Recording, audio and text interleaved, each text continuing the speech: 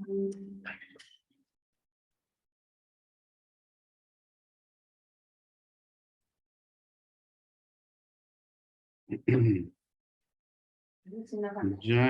राधा माधव कुंज बिहारी गोपी जन वल्लभ गिरिवरधारी। जय राधा माधव कुंज बिहारी गोपी जन वल्लभ गिरिवरधारी। यशोदानंदन व्रज जन रंजन यमुनतीरवनचारी। यशोदानंदन व्रज जन रंजन यमुनतीरवनचारी। जय राधा माधव कुंज बिहारी गोपी जन वल्लभ गिरिवरधारी। जय राधा माधव कुंज बिहारी गोपी जन वल्लभ गिरिवरधारी। यशोदानंदन व्रज जन रंजन यमुनतीरवनचारी। यशोदानंदन व्रज जन रंजन यमुनतीरवनचारी। जय राधा माधव कुंज बिहारी गोपी जन वल्लभ गिरिवरधारी। जय राधा माधव कुंज बिहारी गोपी जन वल्लभ गिरिवरधारी। यशोदानंदन व्रज जन रंजन यमुनतीरवनचारी। यशोदानंदन व्रज जन रंजन यमुनतीरवनचारी। जय राधा माधव कुंज बिहारी गोपी जन वल्लभ गिरिवरधारी। जय राधा माधव कुंज बिहारी गोपी जन वल्लभ गिरिवरधारी। यशोदानंदन व्रज जन रंजन यमुनतीरवनचारी। यशोदानंदन व्रज जन रंजन यमुनतीरवनचारी। हरे कृष्णा कृष्णा कृष्णा हरे हरे हरे राम राम राम हरे हरे। हरे कृष्णा कृष्णा कृष्णा हरे हरे हरे राम राम राम हरे हरे। जय राधा गोपी वल्लभ राधा गोपी वल्लभ राधे। जय राधा मदन मोहन राधा मदन मोहन राधे। जय जगन्नाथ जगन्नाथ बलदेवा जय सुभद्रा। जय जगन्नाथ जगन्नाथ बलदेवा जय सुभद्रा। जगन्नाथ स्वामी नयन पथगामी नयन पथगामी भव तुम्हें। जगन्नाथ स्वामी नयन पथगामी नयन पथगामी भव तुम्हें। निताय गौरांगो निताय गौरांगो निताय गौरांगो गौर हरि।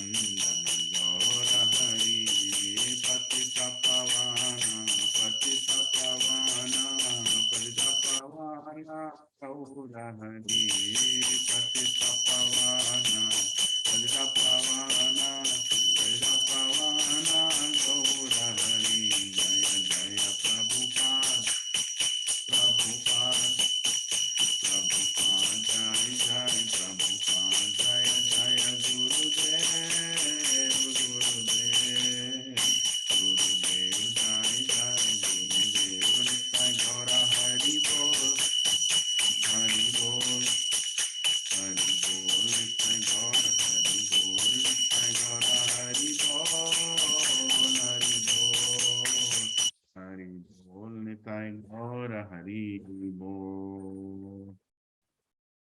श्री श्री श्री राधा गोपी वल्लभ की जय, श्री राधा मदन मोहन की जय, श्री जगन्नाथ बलदेव सुभद्रा माई की जय, श्री निताय गौर भगवान की जय, हे श्री भक्ति वेदांत स्वामी श्री प्रभुपाद की जय।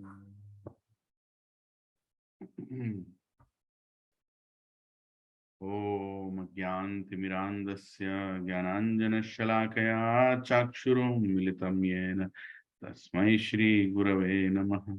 श्रीचैतन्यमनोभीष्टं स्थापितं येन भूतले स्वयं रूपा कदा मह्यं ददाति स्वपदान्तिकं। वन्देऽहं श्रीगुरौ श्रीयुतापदकमलं श्रीगुरुं वैष्णवांश्च श्रीरूपं साग्रजातां सहगना रघुनाथान्वितं तं सजीवं साद्वैतं सावधूतं परिजनासहितं कृष्णचैतन्यदेवं श्रीराधा कृष्णपदान् सहगना ललिता श्रीविशाखान्वितांश्च। हे कृष्ण करुणा सिंधु दीनबंधो जगतपते गोपेशा गोपिका कांत राधा कांत नमोस्तुते। कंचना गौरांगी राधे वृंदावनेश्वरी वृषभानुसुते देवी प्रणमामि हरिप्रिये। वाञ्छाकल्पतरुभ्यश्च कृपा सिन्धुभ्य एव च पतितानां पावनेभ्यो वैष्णवेभ्यो नमो नमः।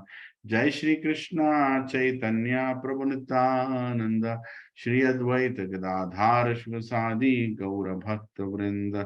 हरे कृष्णा कृष्ण कृष्णा हरे हरे हरे राम राम राम हरे हरे।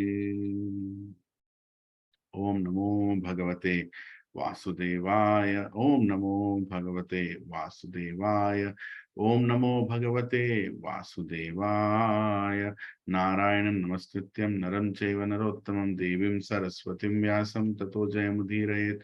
नष्टप्रायेषु भद्रेषु नित्यं भागवत सेवया भगवती उत्तमश्लोके भक्तिर्भवति नैष्टिकी। कृष्णाय वासुदेवाय देवकी नंदनाय च नंदगोपकुमाराय गोविंदाय नमो नमः। नमः पंकजनाभाय नमः पंकजमालिने नमः पंकजनेत्राय नमस्ते पंकजांग्रे। नमो महावदन्याय कृष्ण प्रेम प्रदायते कृष्णाय कृष्ण चैतन्य नामिने गौरतिषे नमः। नमो ब्राह्मण्याय देवाय गौ ब्राह्मण हिताय च जगद्दिताय कृष्णाय गोविंदाय नमो नमः।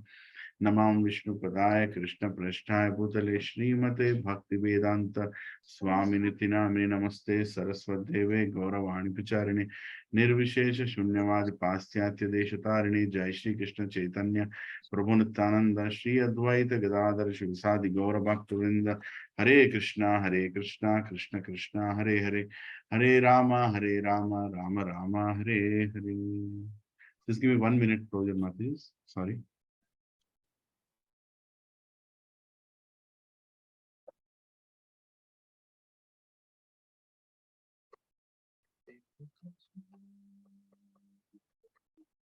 Hare Krishna,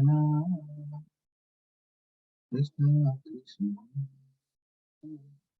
Hare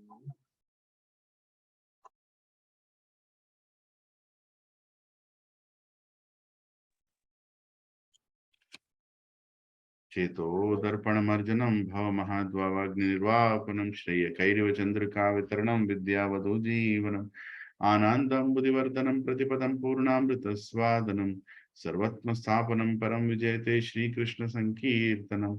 नाम्नामकारि बहुडा निज सर्वशक्तिस्तत्रातिपा नियमिता स्मरणेन काल एतादृशी तव कृप भगवन् ममापि दुर्दैवमिदृशम् इह जानननुरागः तृणादपि सुनीचेन तरोरपि सहिष्णुना अमाननीयमानदेन कीर्तनय सदा हरि नदनं न जनं न सुन्दरीं कवितं वा जगदीश कामये मम जन्मनि जन्मनीश्वरे बहुतद्भक्तिरहैतकी त्वयि मयि नन्दतनुज किङ्करपद्मां विषमे भवाम्बुधौ कृपया तव पादपङ्कजस्थूलिसदर्शं विचिन्तया नयनं गलदश्रुधारया वदनं गद्गदरुधाय गिरा पुलकीर्णचितमुपगदा तव नाम ग्रहणे भविष्यति युगायितं निमिषेण चक्षुषा प्रवर्षायितं शून्यायितं जगत्सर्वं गोविन्दं विरहे न मे आश्लिष्य वा पादरतं पिनस्तु मामादर्शनं मर्महतां करोतु वा यथा तथा विदगतो लम्पतो मात् प्रणनाथस्तु विवना परा हरे Krishna Krishna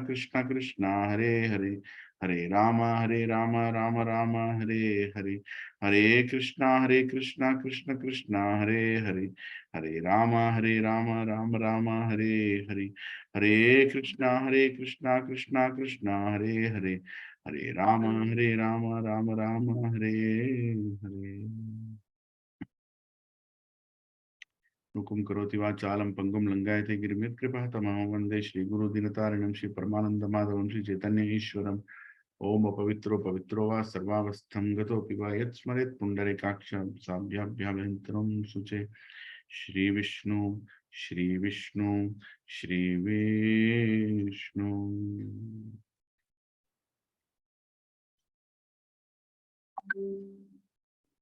Hare Krishna. Hare Krishna. Thank you for joining. Subhara Prabhu, Dandavat Pranam Prabhuji. Sharada Mataji, Dandavat Pranam. Hare Krishna Prabhu. Amriti Prabhu, Prashanti Mataji. Hare Krishna. Mahesh Prabhu, Dandavat Pranam. Prabhu, Shobha Kumari Mataji, Dandavat Pranam. Giraj Prabhu, Hare Krishna, Dandavat Pranam. Saraswati Mataji, Hare Krishna. Hare Krishna. Thank you for joining. Nice to call out all your names in the morning. Raju Prabhu and Sirsha Mataji, Dandavat Pranam. Hare Krishna. Hare Krishna Prabhu. Dandavат Pranam. Dandavат Pranam. Vanilla Mataji, Dandavat Pranam Mataji. Very nice to see you. Mahalinga Mayat Prabhu, Hare Krishna, Dandavat Pranam Prabhuji, and the whole family. Praveen Prabhu, Suma Mataji, Dandavat Pranam, and the whole family. Hare Krishna Prabhu. Dandavат Pranam Prabhuji. Sanjay Prabhu, Hare Krishna, Dandavat Pranam.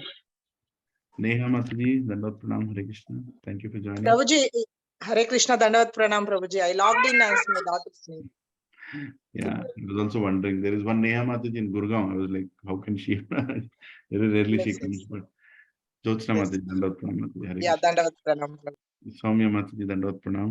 Kiran Prabhu, Dandavat Pranam. Thank you for joining. Hare Krishna Prabhu. Raja Ramesh Prabhu and Tulsi Mataji, Dandavat Pranam. Thank you for joining. Hare Krishna Prabhuji. Thank you. Padma Mataji, Dandavat Pranam Mataji. Thank you for joining. Srinivas Prabhu, Dandavat Pranam Prabhuji. Thank you for joining, Prabhuji. Hare Krishna Prabhu. Okay. Hare Krishna.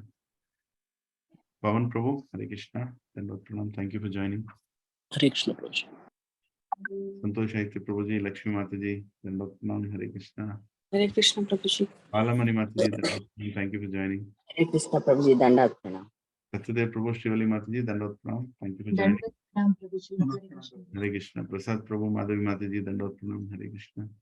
Hare Krishna Prabhu. Dandavат Pranam. Mahesh Prabhu and Prashanti Mataji again, Dandavat Pranam. Hare Krishna. Lalit Mohan Prabhu, Hare Krishna, Dandavat Pranam. Dandavат Pranam Prabhuji. Thank you so much. Hope all are doing well. Yeah. So, sorry I was a little late. Today morning I went to BSK. I don't know how I could just go and come back. After Mangalarti, I left and just came back. I came back, opened the laptop and started the class. So I'm very grateful that all of you have joined, and we are continuing the series of Bhagavatam, where we are discussing chapter by chapter, and we are trying to finish chapter in a day, but frankly speaking, it's not full justice to it, but still, this is also a way of discussing Bhagavatam, where we discuss one aspect, one chapter, one logical division of Sukadeva Goswami. Sukadeva Goswami is the one who divided into chapters, right? So we are following him. We are going chapter by chapter, and we are trying to finish one chapter at once. So I was trying to hear some discourses on this chapter called Lord Krishna arriving in Dwarka, right? I heard a couple of nice discourses from senior devotees, but frankly, there was so much that they were explaining. I was wondering how can I even endeavor to explain them. And then I was also reading through the purports of Srila Prabhupada, verse by verse. And then I realized so much Prabhupada has given in each one of the purports. So what we'll do today is primarily we'll try to definitely go through the whole chapter. And then as we go from verse to verse, we'll also discuss few important things from the purports of Srila Prabhupada. And we'll take any questions relevant to that verse then and there. So we can, and let us see if we can finish this chapter within the given time, 7:35. Yes. Okay, so I'm going to share my screen. One second. I'm clearly audible to everybody? Yes, Prabhuji. Okay.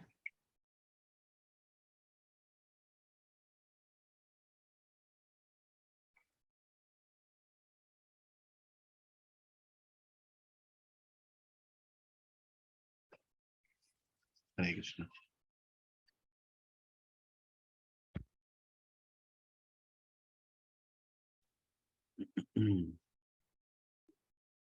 So text one, I will follow the format. We'll read one text and then we will go forward with reading the translations and the purports. I'll read it and you don't have to repeat after me. I'll just try to read it.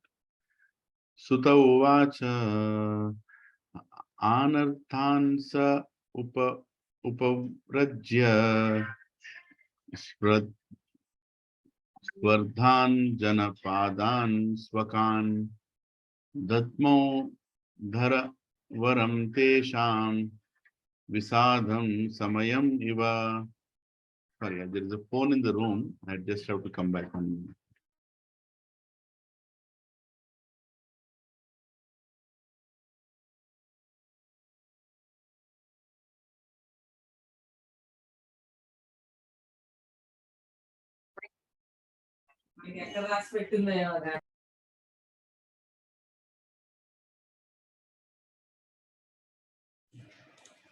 Yeah, Hare Krishna. Sorry, I'm back. I'll repeat again. Sorry about the disturbance. Shri Sutta Uvacha Anarthansa Upavrajya Sruddhan Janapadan Swakan Dhatmau Dharavaram Tesham Visadam Samayan Iva. Synonyms. We'll read them. Sutta Uvacha. Sutta Goswami said, Anarthan, the country known as Anarthan, Dwarka. Saha, he, Upavrajya, reaching the border of Swardhan, most prosperous, Janapadan, city, Swakan, his own, Dadmau, sounded, Dharavaram, the auspicious conch shell, Panchajanya, Tesham, of them, Visadam, dejection, Samayan, pacifying, Iva, seemingly. Hare Krishna. Translation. Translation and purport by His Divine Grace, A.C. Bhaktivedanta Swami, Srila Prabhupada ki Jai. Sutta Goswami said, upon reaching the border of his most prosperous metropolis, known as the country of Anarthas, Dwarka, the Lord sounded his auspicious conch shell, heralding his arrival and apparently pacifying the dejection of the inhabitants. Hare Krishna. Sutta Goswami said, upon reaching the border of his most prosperous metropolis known as the country of the Anarthas, Dwarka, the Lord sounded his auspicious conch shell, heralding his arrival and apparently pacifying the dejection of the inhabitants. Purport. The beloved Lord was away from his own prosperous metropolis of Dwarka for a considerably long period because of the battle of Kurukshetra. And thus all the inhabitants were overcome with melancholia due to the separation. When the Lord descends to the earth, his eternal associates also come with him, just as the entourage of a king accompanies him. Such associates of the Lord are eternally liberated souls, and they cannot bear the separation of the Lord, even for a moment, because of intense affection for the Lord. Thus, the inhabitants of the city of Dwarka were in a mood of dejection and expected the arrival of the Lord at any moment. So, the heralding sound of the auspicious conch shell was very encouraging, and apparently the sound pacified their dejection. They were still more aspirant to see the Lord among us themselves, and all of them became alert to receive him in the befitting manner. These are the signs of spontaneous love of Godhead. Hare Krishna. Yes. So these are the signs, meaning the Lord is coming and everybody is very happy. Lord is coming and removing the dejection, so on and so forth. So this chapter, if you really read, it's about the mood of Dwarka Vasi, how they are. 1 second, I'll just mute. Okay, thank you. Yeah, so it's about the mood of Dwarka Vasis, how they are inviting the Supreme Lord into their lives again, and how much they were missing him, and how Supreme Lord is also reciprocating. So the whole chapter is about different. First, we'll get to know how is Dwarka, how beautiful is Dwarka, and we'll also get to know who all stay in Dwarka, and we'll also get to know how Lord Krishna entered Dwarka, how he appeared when he entered Dwarka, and how the whole Dwarka itself as a city and the living entities in the city, all of them reciprocated when the Lord entered, and the prayers of the Dwarka Vasis when they looked at the Supreme Lord, and few words from the Supreme Lord, and how he felt coming back, and how he went back into his different palaces, how he reciprocated with his wives, and how he was back to the place, Dwarka, after a long gap, right? So this beautiful verse to start with, Sutta Goswami said, upon reaching the border of his most prosperous metropolis, right? Dwarka is not an ordinary city. It is a very specially constructed city, right? Something which has all the facilities, right? It's not like a city formed over a period of time, right? Generally, cities that are formed over a period of time, you see an old city, you see a new city, you see like Hyderabad, you can see there is an old city, there is a new city, and now there is a high-tech city. I don't know why they call it. And we are in this corner, so the city looks in a very different way in different places. Dwarka was not like that. Dwarka was a city that appeared. It just appeared, manifested overnight. Just imagine the residents of Mathura were all sleeping in the night. So they told good night to each other. They slept. Next day morning, they get up in palaces. And where are the palaces? Not in Uttar Pradesh. They are not even in Gujarat. They are outside Gujarat. Literally a new island. This was the city was created primarily because Krishna wanted the Dwarka Vasis, or rather the Mathura Vasis, to stay away from war, peaceful life, right? We don't want wars. And Jarasandha was very annoyed with Krishna. He was a demon and demoniac person. He was very annoyed specifically because he killed his Bhanja, or you can say his Jiju, right? No, not Jiju. What is it? His daughters actually were married to Kamsa. And Damad, bro. Damad, right? Damad. Thank you. Yeah, he was very annoyed. That, my daughters are now widows. This person has created so much trouble to me, my family. So I'm going to attack. So he was repeatedly attacking. Krishna could have killed him, but Krishna likes to have fun. So he again, to get one more name, like he has unlimited names. Nam Namakari Bahudani Sarva Shakti. He has so many powers invested in all his names, but he wanted one more name. And what was that name? Does anyone know? Ranachor Prabhu. Ranachor. Ranchodrai. Right? Just to get that name, he said, okay, I want to name Jarasan. You can keep attempting to fight to me, but I'm going to leave now. I'm not interested to fight with you. Right? So that was like a slap on Jarasanda's arrogance also. And in the meantime, Lord also kidnapped, Rukmini, Mata Rukmini. Actually, past time says that he kidnapped, but how can you kidnap your own wife? Like she is eternally Lord's wife in the Vaikuntha planets. It's Swayam Lakshmi Devi.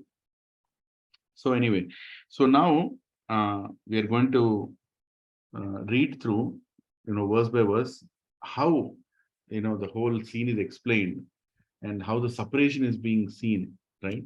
Before we get to that, next verse, I was hearing to this discourse and there was being explained how the residents of Dwaraka, almost in line with residents of Vraja, like how they were burning in separation of Lord Shri Krishna because they have not seen Lord Krishna for a long time, right? So it is explained about gopis, in Vrindavan, how they used to wait for Lord Krishna every single day, right? It's not like, he went out for 1 month, he's coming back, so they want to see him. No, every single day they used to wait, as if they've never seen Krishna, as if this is the first time they are seeing Krishna. Even one verse in this chapter, it says, that Dwarka Vasis were looking at him as if they've never seen him, as if they don't know how Krishna looks like. They very well know how Krishna looks like, but they were so in love with him that everything seemed so new. So there was this one, I'll tell you the instance of this one beautiful gopi in Vrindavan, and she had a lot of morning chores, in the house. She had a small child also, and she had to feed the child. She has to take care of the family. Her husband also goes to the fields, so she has to, cook for him. And the in-laws in the house, the morning cleaning of the house, the pujas in the house, and so much thing happening in the house. I'm sure most of us also have Grihastha life. We have so many morning course, repeated activities, and every one of them is very important. One thing missed, everything missed, right? So she in her anxiety was thinking about Krishna. It is explained she was just meditating on Krishna. Hey Krishna, when will I take your darshan? When will I get your darshan? Like that. Right? Now Krishna is, he knows everything.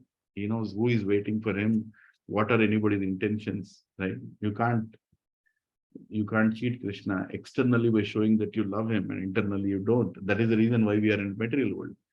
Right? I mean, externally, I'm trying to show that I'm a devotee, but I'm not. Otherwise, why do you think I'm still here? Right? So Krishna knows who is waiting for him, genuinely waiting for him. So this gopi, she can't get out of her house and she wants to see Krishna. And this Krishna also, he makes it even more difficult to see him because he goes with 900,000 cows. 900,000 cows. Give me a break. I mean, how can you see a boy in between 900,000 cows? Right? It's so difficult.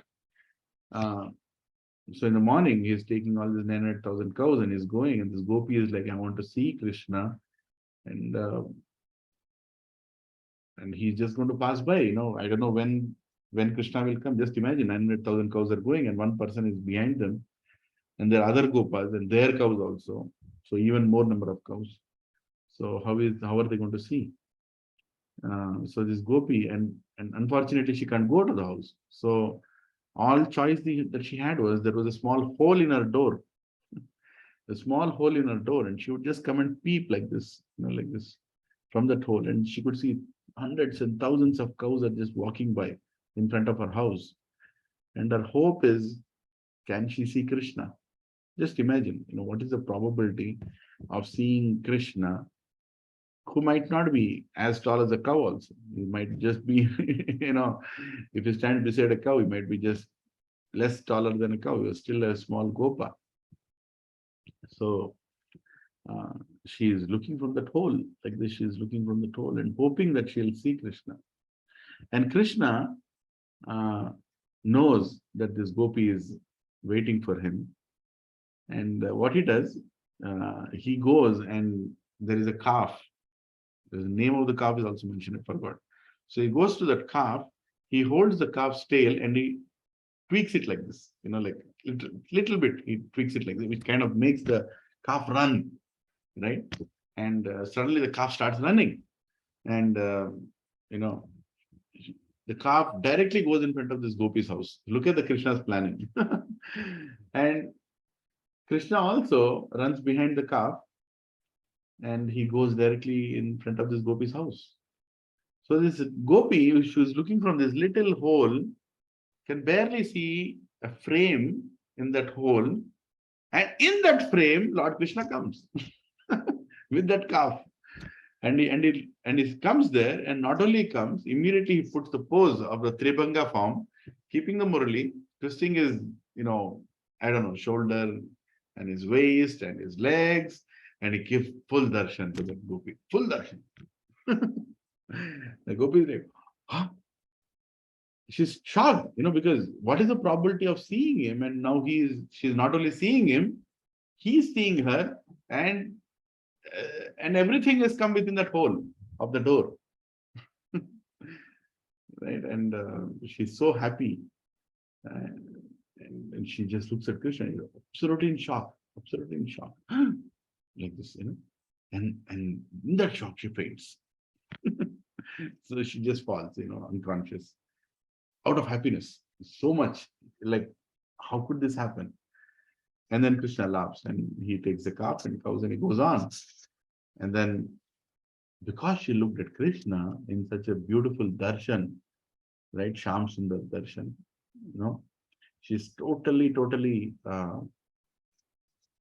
meditating on the beautiful form, and she goes into trance. Her in-laws, her mother-in-law starts shouting, "Hey, get up, get up. No, what are you doing? You're sleeping at this time. You should get up and do the work. There is so many things in the house. Everything is stopping for you. Go give bath to your child. Your child has woken up. Go take him to the well, give him bath."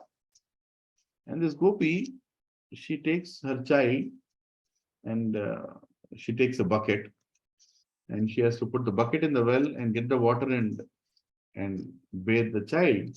He put the child in the bucket and the bucket in the well. Her mother-in-law, "Hey, what are you doing? Our grandchildren, what are you doing? You're trying to put them in the well. What is wrong with you?" They start shouting, and she's like, "Oh my God, what am I doing?"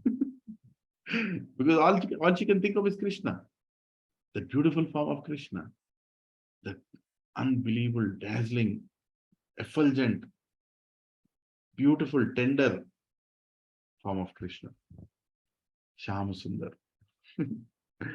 So this is what Lord Krishna does, and he has fun and he's laughing there. He knows what she has done also. And he has very good fun, shocking people like this. And so he does in Dwarka also. He comes and makes a big scene, I know Bollywood and Tollywood and all this try to repeat, in their own way, right? The entry of a hero, right, in the movies. Often, actually, Telugu movies are famous for the entry of a hero. The first entry is like the mind-blowing entry. The concept is borrowed from Bhagavatam. The way Krishna enters Dwarka, the way Krishna enters Vrindavan. The only difference is the entry of a hero happens only once, and you can't tolerate the second time. Right? Second time, the same fellow again coming again. What is wrong with this director? And why is he doing like that? But in case of Krishna, every movement is a new entry. He can turn every day, every movement into a new entry, and every new entry is much better than all the past entries, right? So eternally, he's creating the better and better entries whenever he comes into his devotee's house or wherever he goes. Everything about him is so special. Everything about him is so attractive. Akarshayati iti Krishna. Right? So here he's making an entry into Dwarka. So let us see what Sutta Goswami is saying here. So I'll directly go to the translations. The white and the fat bowled conch shell, being gripped by the hands of Lord Krishna and sounded by him, appeared to be reddened by the touch of his transcendental lips. It seemed that a white swan was playing in the stems of red lotus flowers. Yeah. So it is because his lips are so red, right? Bimba. Bimba fruit. In Damodarashtakam, we read that, right? Right? Bimba fruit, like very, very red lips. Just imagine, the blackish boy, not blackish, but kind of blackish, red lips, right? And then there is this beautiful, big, white Panchajanya, the big Shankar. He's holding it and he's blowing it, right? And who gave that shank to him? Parshuramji he himself gave the shank to himself, right? His Shekta Vishalta Parshuramji comes and gives, now here is your shank to start the new yuga, the reason for why you appeared. So he blows that shank, and the shank is so white, but the effulgence of his lips, the color of his lips starts spreading onto the shank, So the shank becomes lightish, reddish in one side, and then it remains white on the other side, right? This kind of explains the significance of spiritual touch of Krishna. But in the purport, Prabhupada explains how powerful, how pure the touch of Krishna is, that it spreads through whatever it touches, right? Spreads through the whole conch shell, like that. So that is being explained. I'm just going to cover the main points, what is being discussed in each verse. So verse number 3, the citizens of Dwaraka, having heard that sound which threatens fear personified in the material world, began to run towards just to have a long desired audience with the Lord, who is the protector of all devotees. Having heard the sound which threatens fear personified in the material world, began to run towards him fast, just to have the long desired audience. So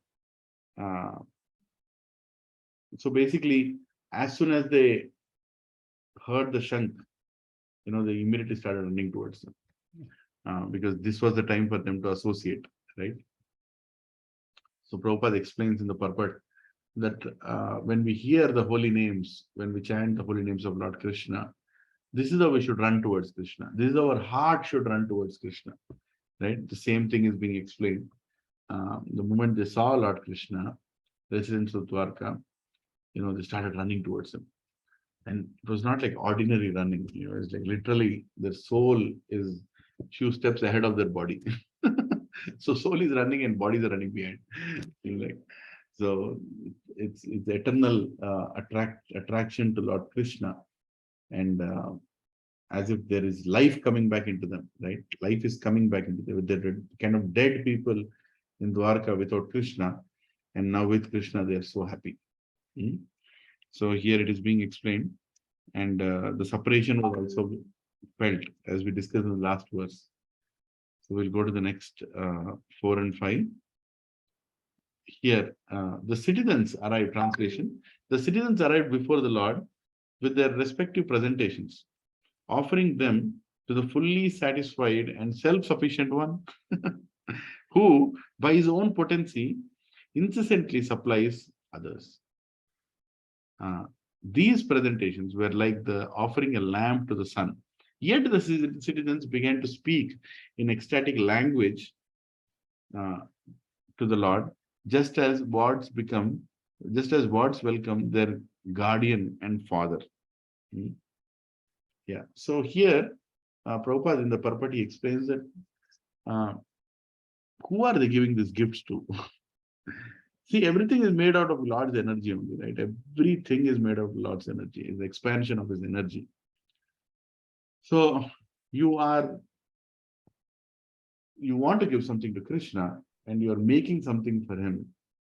How can you make something, and give his own thing to him, right? I mean, everything is his, he can make the best flowers.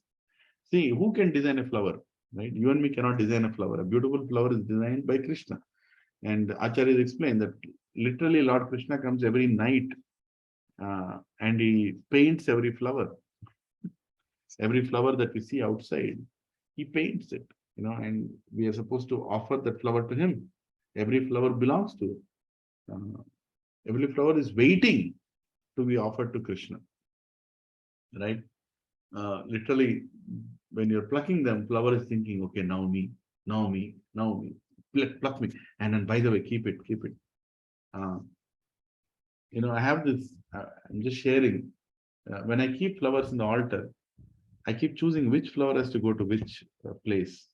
Has anybody done that? I'm sure many of us have this kind of thing. Yes, Prabhu. Yes, Yes, Prabhu. Yes, Prabhu. Sometimes get confused You also. open that, Which you one open is to that bag, you open that little bag, and then you start looking at the flowers. Which flower has to go where? and and sometimes by mistake, when you pull the flowers out and one of them falls down, I feel so bad. Because since the time I heard that actually flowers are waiting to go to Krishna, oh, how can I make this flower not go to Krishna? Then, and how can I pick up a flower that has fallen on the ground?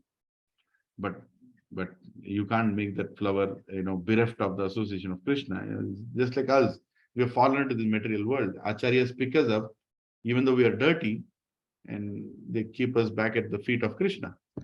So I'm not an Acharya, we are not, but we should understand that every energy also is a living being. It's not like lifeless. Everything is spiritual. There's nothing called matter actually.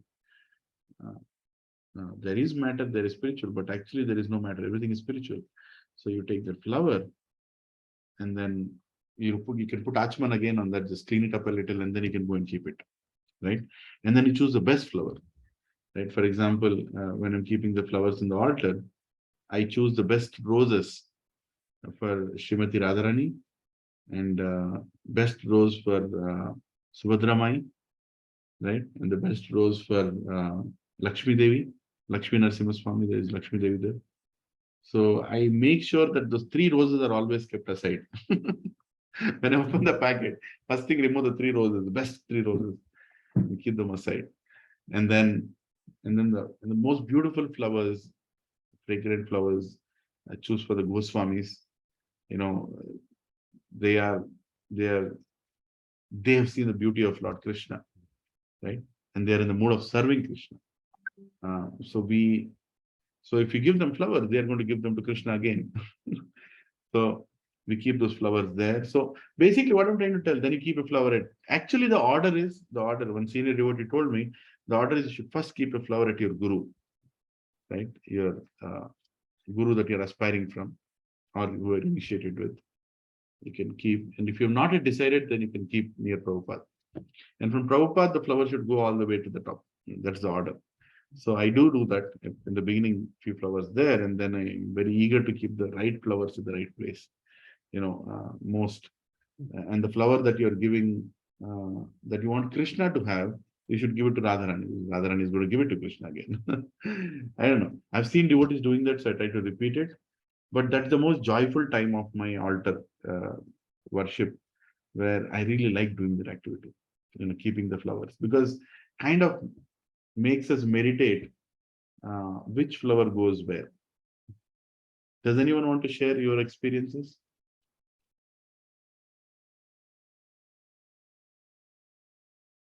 Keeping flowers? Hare Krishna, Prabhu. Yeah. Yeah, I also feel the similar experience, Prabhu. It was like which flower goes where. Okay, sometimes get confused. This is a bigger, that is another one is bigger, and where to put. Some 5-10 minutes, some kind of meditation goes through. Very, very similar experience. Yeah, that is Krishna consciousness. Really, Prabhupada made it so beautiful for us that we can actually give flower to Krishna every morning, right? Yeah. And Hare Krishna. Hare Krishna, Prabhu. Prabhuji, I make sure that I remove all the stems. Stems, yes. Some big stems. I feel that they prick Krishna, Jagannath. So all of them I remove. And sometimes there is no anchor, to put the flowers, but still I try to put it. And also, if I buy garlands, Prabhuji, like malla, like jasmine, those things, and I try to put around Nityananda Rai Sachinandan, and I feel that I have to tuck them in the near the shoulder. I'm like kind of forcing or pushing it because it has to stick, right? So I also feel bad about that because I feel they should not hurt or it's not suffocate them, just because we have to put it on them. Yeah, this is the advantage of having deities. That any service you do, actually my wife Anuradha, she says that whenever she's doing alankarana, she does the alankarana, I don't do it, she's perfect at doing that. And if I go there, I'll get chastised. So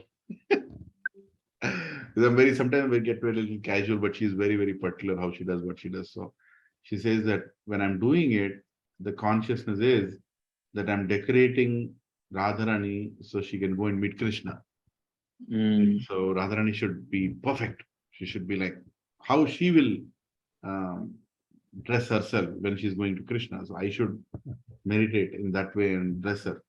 So sometimes when the cloth, that she puts the pallu, that she puts and then I go and try to do something and she's like, no, why don't you keep it straight? Why don't you keep it straight? I'm like, what do you want me to keep it? No, you don't. Can't you see it is?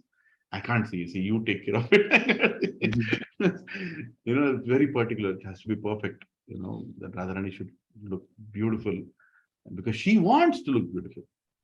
Mood is she wants to look beautiful in front of Krishna. So everything that you do in the altar, it's very personal, and you want everything correctly done, right? In the same way, here, the presentations that the Dwarkavasis are doing are all perfect. And because they were done specifically for pleasing Krishna, right? Specifically for pleasing Krishna. And Krishna, from whom everything comes, is accepting them because that's special. That's special. What is special? The love in it is special. How much time, how much meditation the devotees have done before they gave it to him. That is what is very special, and that's what is being mentioned, that he accepts the affection of the devotees. Prabhupada says in the purport, he's accepting the affection of the devotees, the sincerity of the devotees in what they're doing. That's what Krishna accepts, right? Like, recently we were hearing from Gauranga Prabhu, and he was saying the service has to be consistent and it has to be very, very, what is that? Pure intention. Intense. Intense, and pure intention should be there, right? He was saying that, right?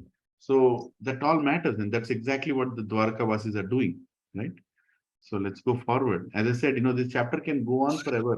One verse is enough to discuss 1 hour, but we're just trying to go, and see what is the most important part.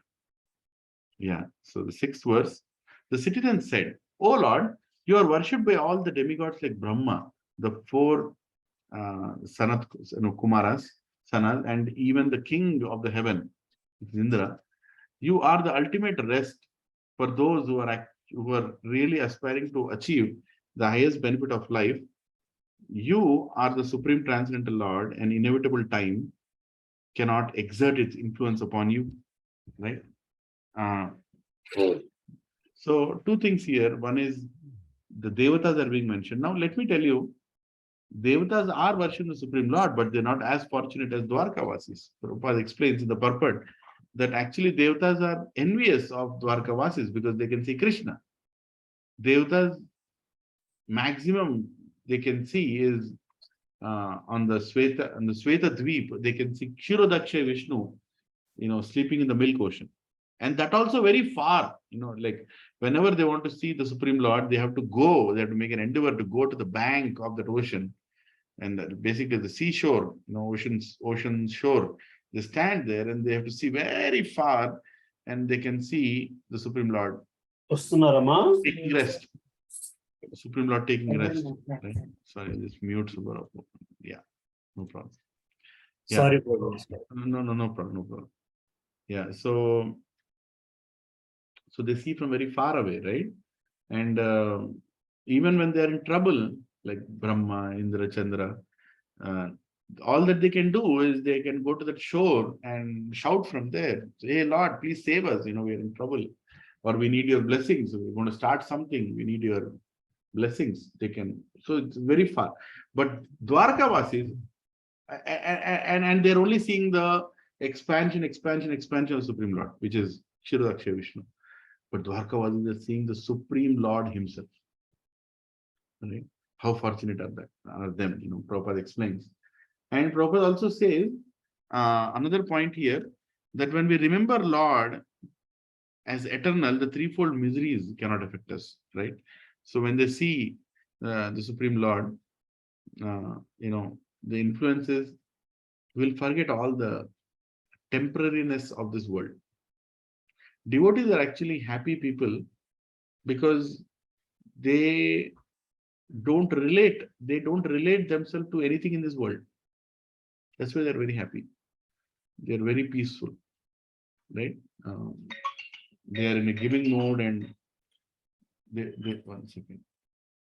Yeah, they're in a giving mode, and they're very happy and peaceful because they are in connection with the Supreme Lord, eternal. When you are in connection with the eternal, you don't have to worry about the temporary, right? So that's something that we all have to also learn. Dwarkavasis were so happy because they were always in connection with the eternal, like that. Yeah. So we'll go to the next verse. Verse number 7. O Creator of the universe, you are our mother, well-wisher, Lord, Father, spiritual master, and worshipable deity. By following in your footsteps, we have become successful in every respect. We pray, therefore, that you continue to bless us with your mercy. Right? So, here, the Dwarkavasis are telling that how they relate themselves to the Supreme Lord. See, for us, God is God, Father is Father, Mother is Mother, office is office, boss is boss. But for Dwarkavasis and devotees primarily, everything is Krishna. They see Krishna in everybody. They see Krishna in everything. So anything that happens in their life, they only see auspiciousness. Your boss calls you and says you are sacked. Thank you, Krishna. Okay, Krishna, that's fine. So you have any other plan for me? I mean, I'm sure. Okay, I'm going home now. You tell me where to go next. So they actually see Krishna's presence and everything that happens in their life as a sanctioned by Krishna, which is true. It is sanctioned by Krishna, and they don't see anything as inauspicious. And one of the things that Prabhupada explains in the purport here is how they want to accept instructions of Krishna in different ways. They consider Krishna as Guru. They also consider Krishna as Father, spiritual master, worshipable deity, right? Well-wisher. So they are eager for the instructions in whichever way it comes, right? So that's something that we learn from this verse. So they are like, you have come, you are everything. Please come home. We are waiting for you. There is no other which is giving us enough happiness as you.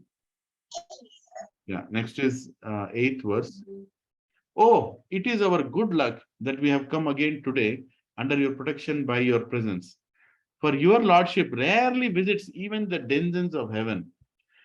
Now it is possible for us to look into your smiling face, which is full of affectionate glances. We can now see your transcendental form, full of all auspiciousness.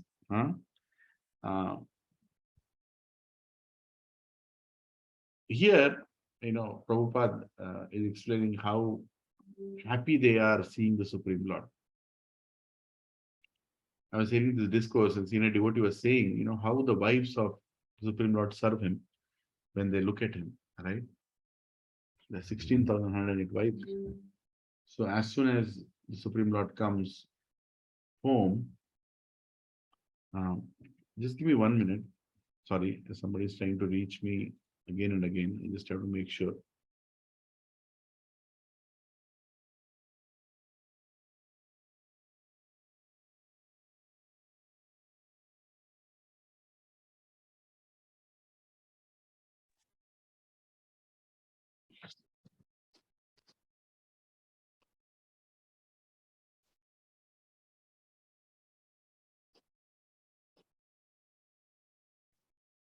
Okay, I'm back. Sorry about that. Today is a little crazy day for me. sometimes I wonder, like being, being in this ashram, married ashram, we are often disturbed by so many things. Brahmacharis and sannyasis and some of the residents who live in the temple, they just focus on one thing when they're doing it. Their chanting is perfect. Their classes are undisturbed. and they can so nicely be placed, but being in a married role, there's so many things that keep coming up. There is a boss calling, or a wife calling, or a child calling, or a neighbor calling. I know what's going on, and sometimes when if you don't attend it, you don't know what you have done. Right? Something is not reversed. So anyway, Krishna knows better. Krishna knows better. He's the one who is, like I was just saying, even neighbor is Krishna, boss is Krishna. That is the right consciousness. But Krishna, you know better, the situation that I am in. So trying to do our best in the given situation, trying to keep the focus at your lotus feet. Yeah. So going back to verse number 8, I was saying how the Supreme Lord is served by his wives.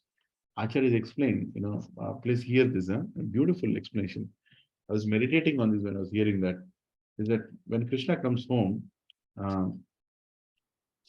as soon as he comes, the wife goes and, the queens of Dwarka, they go and wash his feet. They keep this tambalam and they wash his feet. And then they remove his mukut. They remove his mukut and keep it at the place where it belongs. Now you've come home. And then, one of them was saying, they even comb the Supreme Lord. Just imagine, they literally comb.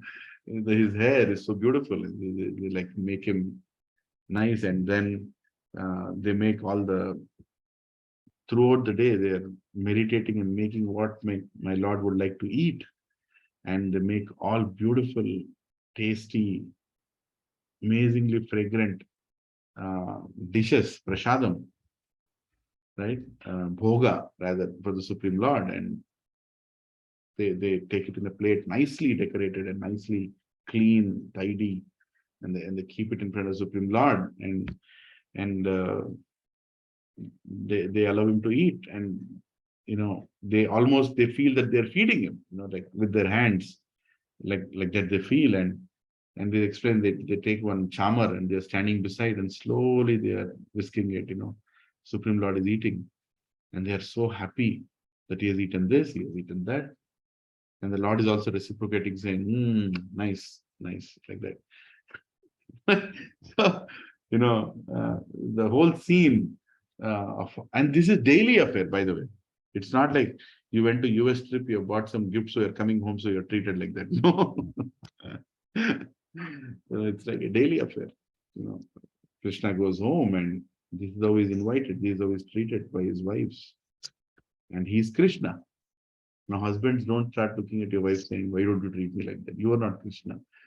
If you have some qualities of Krishna, then maybe we'll be treated in some way. But it is so beautiful to hear. And I've seen that. And we also have seen how our grandfathers were treated by grandmothers. My grandmother used to not only keep the food in my grandfather's plate, but she used to even mix it. Like, mix the sambar and keep it ready for him to eat. Can you believe it? So she will put the rice, she'll put the rasam, she'll mix it, and say, now you can eat. Because it's rightly mixed. Otherwise, you'll not mix properly. Some chunk of rice will be left there, you're not mixing it properly. She'll even mix it. I mean, that was a love. I've seen it with my own eyes, how personal it was. And even till the last moment, the day she died also, she mixed the rice. The day she died, she left the planet, she mixed the rice, she mixed everything. She was not well. She was very obese and she could barely walk properly. But she still, that day also, she cooked for her husband, my tata, and she mixed it, and then she said, you can have it. And he ate it. Then, she took the plate, kept it, everything. Then she came and sat on the bed, and then she left her body. She left her body. She was not well. We all knew that she's not well, but she was perfectly Not like complaining, oh, I have still work, I'm not well, who will take care of my husband? No, I will not give this service to anybody else. Even though I'm not well, I am the one who is supposed to give it to my husband. Are you all understanding, Professor Mati? I'm trying to tell the culture that we have, Yes, Prabhu. right? Even she's not well, she's going to die. Just imagine, her health was not good. Even that day she cooked with whatever that she can. That day also she mixed something that is completely unnecessary, right? If you go and ask one Mataji, do you need to mix sabzi for your husband? No, that's too much. She used to do that. And my grandfather, just imagine a wife like that dies. What happens to him? And no wonder in the past, when the wife leaves, the husband wouldn't stay for more than 3-4 months. He dies. He can't, he loses his emotional support. He loses everything. Though the Prabhus look very strong and what do you call that, externally, or strong in their viewpoint, strong, but they're completely, surrendered to their wives. They're so emotionally weak. They need the wife. I mean, that's how our culture, society is. So anyway, so here it is being told how personally everything was kept and being served, and the kind of affectionate glances, right? Now it is possible for us to look into your smiling face, which is full of affectionate glances. Like when they're serving him, they would look at Krishna, and Krishna would also glance nicely. Like I just told the Gopi story, she was looking from a little hole, and Krishna comes there and stands and glances. Oh my God, right? Goes into trance. Yeah, we'll go to the next one. Verse number 9. Yeah. So, oh lotus-eyed Lord, they're praying, the Dwarkavas are saying, oh lotus-eyed Lord, whenever you go away to Mathura, Vrindavana or Hastinapura to meet your friends and relatives, every moment of your absence seems like millions of years. Oh infallible one, at that time our eyes become useless, as if bereft of sun. So Lord is being compared to the sun, and without sun, what is the use of your eyes? Say, I can see, you can see because there is sun. If there is no sun today, what can you see? You can't see anything. It will be darkness. Our so-called senses are operational only when there is blessing of the Lord in the form of sun. So here it is being explained that they are comparing themselves to be completely dependent on the Supreme Lord, and they're comparing the Supreme Lord to sun, saying, if you have come, it's equal to sun coming in our lives, right? And we just cannot imagine separation from you. Govindam Viraherame. Chaitanya Mahaprabhu says, one moment is like so many years, right? I mean, it just, separation cannot be small. It is always very long separation, even you go for one moment. And gopis have gone to such an extent that even a separation of a flickering second through the eyelids, they're complaining to Brahma. They come to Brahma, say, hey, Brahma, what kind of engineer are you? Don't you know what is needed? This was not part of our requirements. You unnecessarily designed it. Right? The eyelids are not needed. Eyes are needed. You need so many eyes. And by the way, I don't understand why you gave only 2 eyes. So many eyes you should give. So many hair you give. So many eyes you give. What is the big deal? We need so many eyes to see Krishna. 2 eyes are not sufficient. And on top of that, that 2 eyes also you gave these lids. And Radha Govind Maharaj in his discourse says, in Hindi he says, वो सभी लोग जो कृष्ण को नहीं देखना चाहते हैं उनके आंख भी निकाल के हमें दे दो. Gopidhar Singh, basically it means that people who don't want to see Krishna, why do they have their eyes? Pluck those eyes and give it to us. We will use them better. Like that Gopidhar Singh. So if some people outside, they don't use their eyes for seeing Krishna, or they're not attracted to Krishna, I don't know, next life, Brahma should actually think, should I give them eyes? Because anyway, these fellows are not using them. So let me not give eyes. Let them take birth like living entities without eyes, or humans without eyes. But people who use their senses for seeing Krishna, for serving Krishna, they need eyes, right? They need the senses, like that. Anyway, so let's keep going forward. There is still many points, but I'm just trying to go so that we get to hear more from Dwarkavasis. So they're saying, oh master, if you live abroad all the time, abroad, what comes to your mind when you say abroad?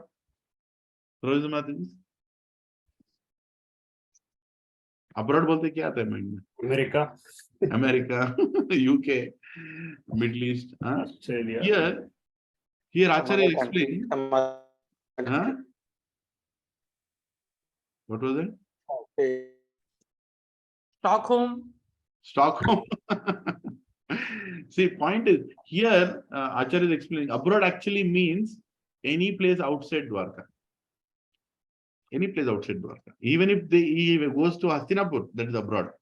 Even if it goes few steps outside Dwarka, you're gone abroad. Why are you going abroad? You should stay in your house, stay with us, stay in your country, like that. So here, so they actually, there is a reason why they're using the word abroad. Because they're not happy. So, oh master, if you live abroad all the time, then we cannot look at your attractive face, whose smile vanquish all our sufferings. How can we exist without your presence? Upon hearing their speeches, the Lord, who is very kind to the citizens and the devotees, entered the city of Dwarka and acknowledged all their greetings by casting his transcendental glance over them. Right? Hearing his prayers, he was like, okay, I can't stop anymore. Let me come and hug all of you. Let me come and give my glance, look at you. Darshan, Lord is looking at you. Krishna is looking at them. So here it's being explained that how can the Supreme Lord and his devotees be separated? They cannot. Can you separate sun rays and sun? You cannot. So Prabhupada is explaining that the sun rays and sun cannot be separated. In the same way, devotees and Supreme Lord cannot be separated. Of course, sometimes a cloud comes. Cloud is like Maya. Maya comes in between the sun rays and the sun.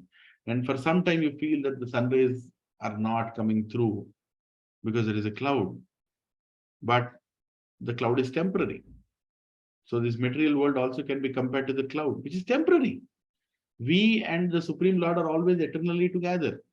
This material world that we are in is just temporary, don't be attached to anything. Just look outside your window, wherever you're sitting, or your house, or the favorite instrument in your house. That's all temporary.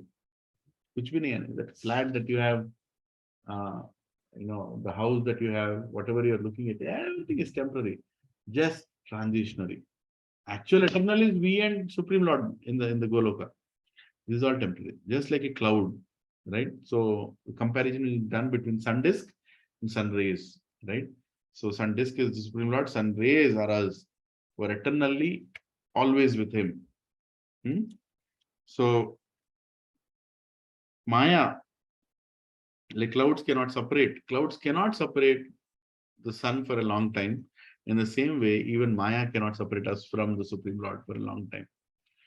So don't be, don't become hopeless that, oh, when will I go back to Krishna? Will it ever happen? It will happen because it's temporary. Maya's role is very temporary.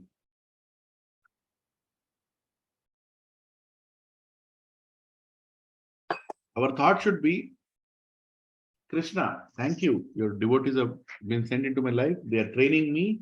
They're training me to become Krishna conscious, and I'm going to become Krishna conscious.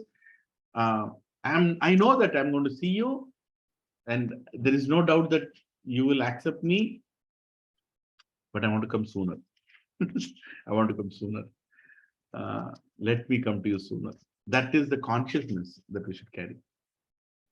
Not overconfidence also that, anyway you'll accept. That is also wrong.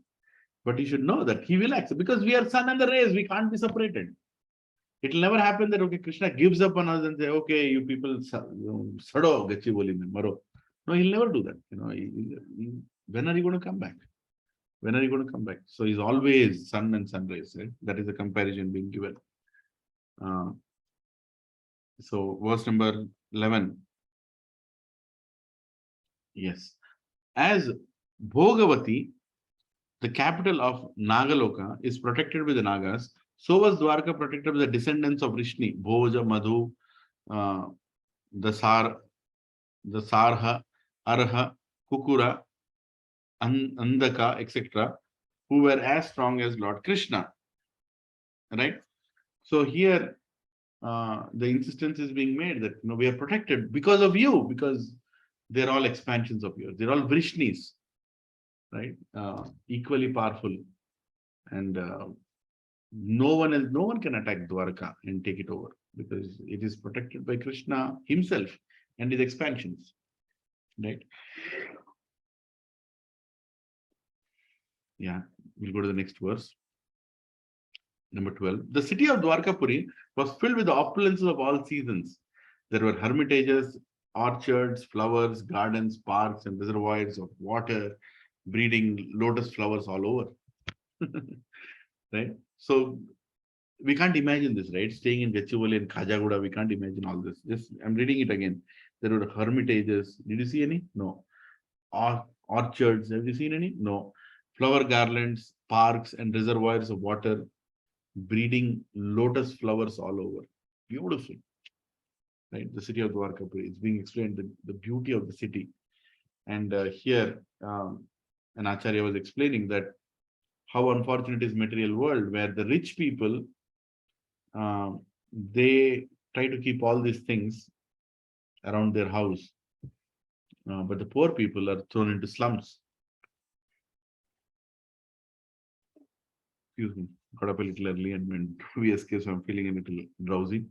But anyway, so the point is how we are suffering in this material world and how beautiful is the spiritual world. Look at how beautiful it is, right? Hermitages, orchards, flower garlands, parks, reservoirs, water breeding lotus. Hare Krishna. Ideal place of residence is explained here, right?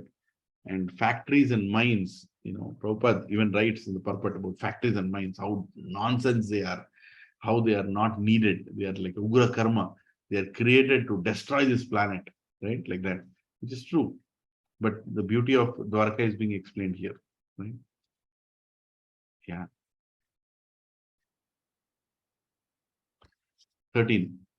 The city gateway, the household doors, and festooned arches along the roads were all nicely decorated with festive signs like plantain trees and mango leaves, all to welcome the Lord. Flags, garlands, and painted signs and slogans all combined to shade the sunshine, right? So how the whole place was decorated because Krishna is coming. And when they mention flags here, actually on the flags there was Garuda and there was Hanuman. Acharya is explaining. So it is not mentioned in the translation, but Acharya is explaining that actually Garuda and Hanuman were there on all the flags. Yeah. So verse number 14. The highways, subways, lanes, markets, and public meeting places were all thoroughly cleansed and then moistened with scented water. And to welcome the Lord, fruits, flowers, and unbroken seeds were strewn everywhere. Right? I mean, just see how opulently they're welcoming the Lord. And by the way, it's a shame that when some people try to propagate that Aryans came and they showed us how to live, and Britishers are the ones who did the major construction. Look at this construction here: highways, subways, right? We had everything. Mahamarga. Mahamarga means highways, right? Look at the word, Mahamarga. And Rathaya means lanes and subways, right? So we were a very developed economy. Now we are messed up, we don't know how to put roads. But then the lanes and everything was so nicely maintained. Markets, public meeting places, such a organized. And what time are we? 5,000 years ago, we had all this. 5,000 years ago in the city of Dwarka. And practically every city was so well planned, right? We'll go to the next one. Verse number 15. Each and every door of the residential houses, auspicious things like curd, unbroken fruits, sugar cane, and full water pots with articles for worship Incense and candles were all displayed. This shows that how desperate every single house was. Prabhuji's festival means every house is decorated. That's the festival, right? I mean, even in other religions, you see that for festivals, every house is decorated. It's not like one place is decorated and everybody goes there. Every house is decorated. And every day is a festival in Vedic life, right? So practically every day it's decorated. So everybody needs flowers. Everybody needs, so many leaves and mango trees and mango leaves and, so banana trees, banana leaves. They're all required. Every day is a festival, right? So how eager each house was to receive Krishna, that eagerness is being explained here. So 16th and 17th verse. On hearing that the most dear, one second. On hearing that the most dear Krishna was approaching Dwarka Dham, magnanimous Vasudeva, Akrura, Ugrasena, Balarama, the superhumanly powerful Pradyumna, Charudeshna, and Samba, the son of Jambavati, all extremely happy, abandoned, resting, sitting, and dining. So, inhabitants of Dwarka are being told, the main people, they are basically being introduced. If you go to the purport of Prabhupada, this is a beautiful purport where every single person is being explained who he is, who is Vasudeva, right? And Ugrasena had a brother, and the brother had many daughters, and one of the daughter is Devaki, right? And she was married on to Vasudeva, and all the other daughters are also married to Vasudeva. So all Devaki and her sisters were married to Vasudeva, and who is Akrura, who is Ugrasena. Ugrasena is the king, right? And Balarama, Supreme Personality of God himself, and Pradyumna, Samba. Samba is the son of Jambavati, and the prominent queens, the 8 prominent queens, who they are.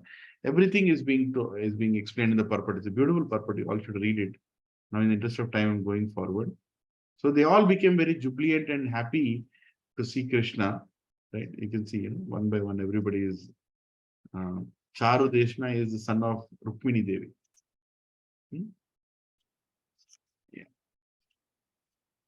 So, verse number 18. They hastened towards the Lord on chariots with Brahmanas bearing flowers. Before them were elephants, emblems of good fortune. Conch shells and bungles were sounded, and Vedic hymns were chanted. Thus they offered the respects which were saturated with affection. Yeah, right. So it's being told how they are offering, how they are beautifully waiting, keeping everything intact. Right before them were elephants, emblems of good fortune. Conch shells, bungles were sounded. Vedic hymns were chanted. Right. I mean, this was a festive atmosphere that was created because they are seeing Supreme Lord after such a long time. Right. So we'll go forward from here. What else is going to happen? Lord Krishna is coming to Dwarka. So what else is going to happen? Yeah. 19. At the same time, many hundreds of well-known prostitutes began to proceed on various vehicles. They were all very eager to meet the Lord, and their beautiful faces were decorated with dazzling earrings, which enhanced the beauty of their foreheads.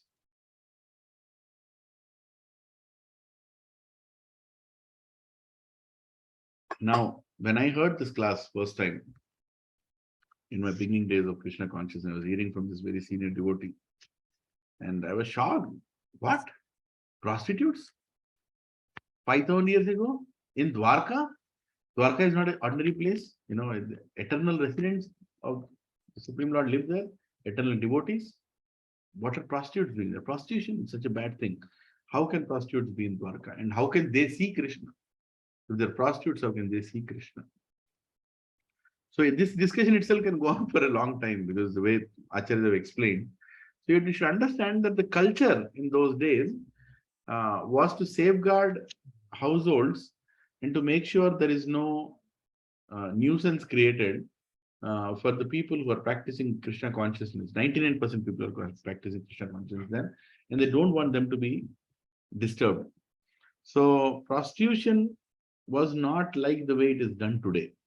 It was very different. You know, even if you hear about Bilvamangal Das Thakur's pastime, how he first met Chintamani, it was not like, you know, she's available to be bodily associating with anybody who comes, or prostitution is not about just bodily association. So it was like in those days, you know, I mean, it's difficult to understand. Don't try to match it with today and and relate it to today's people consciousness. In those days, prostitutes were actually there is a sect of people who even worshipped them, and they also did it as a profession and also as a seva, that they had a separate community, and they had these places where people can go and sit down and see them, and they used to dance, and they used to sit down and talk to the people who are in distress. So it is very much recognized in Vedic society that there will be people who can't control their senses, and they should not go and create disturbance in the society. Should not go to somebody else's wife and engage in illicit sex. Instead of that, here is the place that is designated when you're out of control. You can go there, and it's not like people who go there are great. No, but the need is recognized. See, just like Radhesham Prabhu says, when he was explaining this verse, he said, prostitutes are like fire extinguishers. Like fire extinguishers are there on every floor, but you don't use them. Only when fire happens, you go and use them. So it's very difficult for people of today's age to understand the philosophy of why prostitutes were there. And prostitutes were not only women, but they were also, what do you call those people who are neither men, neither women? Eunuchs. Ijra. Yeah. Transgenders. Yeah. Transgenders, or, so they're actually eunuchs. And most of them are male. Actually, the male people are the ones who get the hormones of women, and they kind of act like a woman. We come to the train station and they do like that. They are the prostitutes. Being explained. They engage in such activities. So how to understand this? You can't understand this because your consciousness is not that level. But understand that even prostitutes were fortunate to get the audience of the Supreme Lord, and they were very eager to meet him. They were devotees. Like even Pingala, the prostitute, she's been glorified in Srimad Bhagavatam, how great her consciousness was. So the way we look at prostitutes in today's day and time, and in those day and time, is uncomparable. That's why some things we can't explain beyond a point, because it's very difficult. Like prostitution, the way a prostitute today, how she behaves, what she does, is uncomparable to the prostitute of those days, where it was done like a service, and it was used as one of the important communities in the society who have a role to play. Right? So we'll go forward from here. Verse number 20. Yeah. Now here it's being told expert dramatists, artists, dancers, singers, historians, genealogists, and learned speakers all gave their respective contributions, being inspired by the superhuman pastimes of the Lord. Thus they proceeded on and on. So all the artists were performing. When Lord is coming, all of them are performing. And if you look at it, the same lineage has come even till now. If you look at Indian art, we are not after sceneries. Indian artists are not behind scenes. Western artists are behind sceneries, behind drawing a building or something. No, Indian artists are always about glorifying the Supreme Lord. Whether it is Hari Katha, Katha is about Hari, right? Whether it is a painting is about beautiful form of the Lord. Whether it is a dance is about the Lord's pastimes. Whether it is Bharatanatyam, Kuchipudi, actually these dances were done by prostitutes. Do you know that? The Bharatanatyam dance was actually done by prostitutes, but they used to, in that dance, glorify the Supreme Lord. right? And people used to sit down and look at them. Oh, how beautifully she is doing it. How beautifully she is serving the Supreme Lord, meditating on the Supreme Lord. So art as an activity was only related to God. There was no art in which there is no God. Every art, every skill was primarily used to serve God, right? So let's go to verse number 21. Yeah. Lord Krishna, the personality of God, approached them and offered due honor and respect to each and every one of his friends, relatives, citizens, and all others who came to receive and welcome him. Right? So very beautifully, it's being told how God is specifically going and meeting everybody. It's not like, oh, I've seen this side, I've seen this side, like politicians. Like this, like this. It's nonsense. What are you seeing? Look at the personality of Godhead. He personally goes and meets, and this is one more proof of, that impersonalism is nonsense. God is not impersonal. Is this impersonal? Can you read this verse and tell this, God is impersonal? I'll read it. Lord Krishna, the personality of God, approached them and offered due honor and respect to each and every one of his friends, relatives, citizens, and all others who came to receive and welcome him. Each and every one separately. Lord is personal. Lord is not impersonal. Right? Very important. Yeah. So, verse number 22. The Almighty Lord greeted everyone present by bowing his head, exchanging greetings, embracing, shaking hands, looking and smiling, giving assurances and awarding benedictions, even to the lowest in the rank. Right? So, verse number 22. Yeah. So, material gradation is only here. For the Lord, all is part and parcel.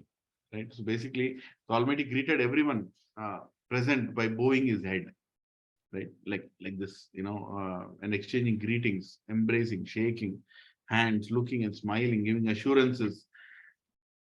This shows his relationship with everybody, right? I mean, like, he's so personal, so very, very personal. Though it looks, all these activities can be done in a material way also, right? Shaking hands, looking and smiling, all this thing. But this is different. It's not that the way we do it. Here there is a big relationship. There is a very great attachment between the people who are shaking hands, people who are hugging each other, people who are embracing, people who are talking to each other. There's a deep relationship that is being explained. Yeah. Verse number 23. Then the Lord personally entered the city accompanied by elder relatives and invalid Brahmanas with their wives, all offering benedictions and singing the glories of the Lord. Others also praise the glories of the Lord. Now, what does it mean by invalid Brahmanas? Invalid Brahmanas means retired Brahmanas. They are not totally engaged in the yajna and the deity worship activities. They are like old now. And their old wives, old husbands and wives. Even they have such an important role to play in the society. Even though they are not performing their earlier duties in a full-fledged way, they might be performing in a small way, but actually they are never invalid, right? Here it is being told that invalid is not invalid, everything is valid, and Lord was even reciprocating with them. That's being explained here. Even old Brahmanas were taken care by kings. The kings were so sincere that they knew Brahmanical culture has to be saved. So they did not ignore the old Brahmanas also. Yeah, verse number 24. When Lord Krishna passed over the public roads, all the ladies from respectable families of Dwarka went up the roofs in their palaces just to have a look at the Lord. They considered this to be the greatest festival. So all the wives, women, when the Lord almost came into their street, they didn't run in the crowd. Look at the elegance and the grace of the Matajis at that time. They would not just enter into crowd and allow anybody to touch them. They all went to the terrace or the balconies, and from there they were looking at the Supreme Lord, glancing at him and praying. So such was the respected situation of the society, where women were not kept distant to make them distant. Women were kept distant because they were so pure. And they also maintained the distance to retain the purity, right? Like that. which cannot be understood by today's people. If this verse goes into media, they'll make a big hue and cry. Oh, Vedic society is all, close-minded. They don't allow women to come out and all that. No, that's not the way it was. So verse number 25. The inhabitants of Dwarka were regularly accustomed to look upon the reservoir of all beauty, the infallible Lord, yet they were never satisfied. Again, it shows that even though they had everything, still they were not satisfied. See, because satiation, the word satiation belongs to only material things. Spiritual things are never satiated. Actually, it increases. Day after day, time after time, the spiritual beauty increases, right? This relationship blossoms more and more. In the same way, there is also a different verse, later part of Bhagavatam, in 10th and 11th cantos, where Lord Krishna, he looks at himself in the shining floor of Dwarka, and he, oh, I've become so beautiful now. I've become more beautiful than before, like that. So spiritual beauty never stops. Material things are material, right? They're never satiated. Yeah, because they use the word, this explanation is given. In verse number 26, the Lord's chest is the abode of the goddess of fortune. His moon-like face is the drinking vessel for the eyes, which hanker after all that is beautiful. His arms are the resting place for the administrative demigods, and his lotus feet are the refuge for the pure devotees who never talk and sing of any subject except his lordship. So, Prabhuji, here 4 kinds of people are being described here, 4 different kinds, right? One is the people who want to serve with opulence. They look at the body, and the body has, Kaustuba on his chest, and they actually worship Lakshmi Devi, and they want to serve Lord in that mood, in the whole opulent way, right? And the face of him Lord, so his body is liked by the people who want to serve him in an opulent way, and his face is liked by the artists, because artists can't think of anything more beautiful. Right? Everything is Pankaja, Pankaja, Pankaja, Pankaja, Pankaja Nabhaya, Pankaja Netraya, Pankaja, Pankajangray, everything is lotus, lotus, lotus. So artists can't move their eyes from the face, and Devatas, they can't move their eyes from his arms, because arms represent the protection, the, against the demons, right? So Devatas are looking at his arms, devotees who want to serve are looking at his body, and people who want to be attracted to the features are looking at his face, and finally the feet. The lotus feet is looked upon by the devotees, because devotees want the most special among all of them, and that is the lotus feet. Yeah. So that's verse number 26 is being explained in the big purport here by Prabhupada. Verse number 27. As the Lord passes along the public road of Dwarka, his head was protected from the sunshine by a white umbrella. White feathered fans moved in semicircles, and showers of flowers fell upon the Lord. His yellow garments and garments of flowers made it appear as if a dark cloud were surrounded simultaneously by sun, moon, lightning, and rainbows. Right? So here it is being explained. Actually, have you ever seen sun, moon, lightning, and rainbow coming at the same time? Anybody? Sun, moon, lightning, and rainbow. You'll never see that. No problem. Because when sun comes, moon doesn't come. And when there is lightning, there cannot be sun, right? Or it has to be covered by clouds, right? But all this, Supreme Lord could make it happen because he is the Supreme Lord. He could make it happen. So the umbrella is represented as sun. The moon, is there, and the garland is the rainbow. Right? The fan is basically the moon.